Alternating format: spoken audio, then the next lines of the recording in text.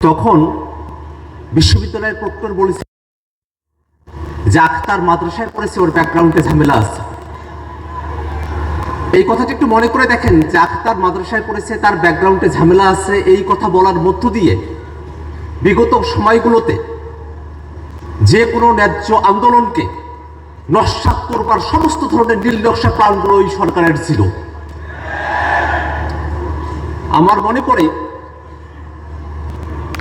2019 সালে বুয়েটে আবরার ফাহাদকে যখন নির্মমভাবে পিটিয়ে শহীদ করা হলো, খুবই সকালবেলা আমার কাছে ফোন আসলো, বলা হলো যে বুয়েটে একজন শিক্ষার্থীকে হত্যা করা হয়েছে, ছাত্রলীগ নির্যাতন করে হত্যা করেছে এবং তাকে শিবির বলে পরিচয় করিয়ে দেওয়া হচ্ছে। আমার সহযোদ্ধারা যখন আমাকে ফোনে বিষয়টি জানালেন, আমি খুব দীপ্ত কণ্ঠে আমার সহযোদ্ধাদের বলেছিলাম, বিশ্ববিদ্যালয়ের হলে একজন শিক্ষার্থীকে নির্মমভাবে হত্যা করা হয়েছে, সে শিবির করুক আর যাই করুক, দেখবার বিষয় নেই, আমাদেরকে প্রতিবাদে রাজপথে নামতে হবে।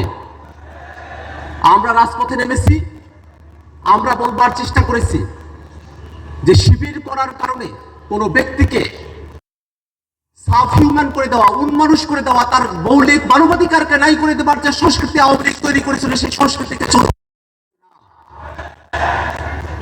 আজ ছাত্র শিবিরের এই কেন্দ্রীয় সম্মেলনে আন্দোলনে আপনাদের সকলের সার্বিক যে অংশগ্রহণ, ছাত্র সংগঠনগুলোর সাথে একযোগে বিরুদ্ধে আমাদের যে আওয়াজ,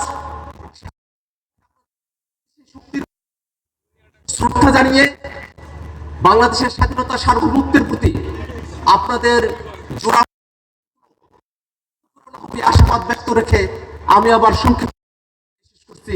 ধন্যবাদ সকলকে। আসসালামু আলাইকুম।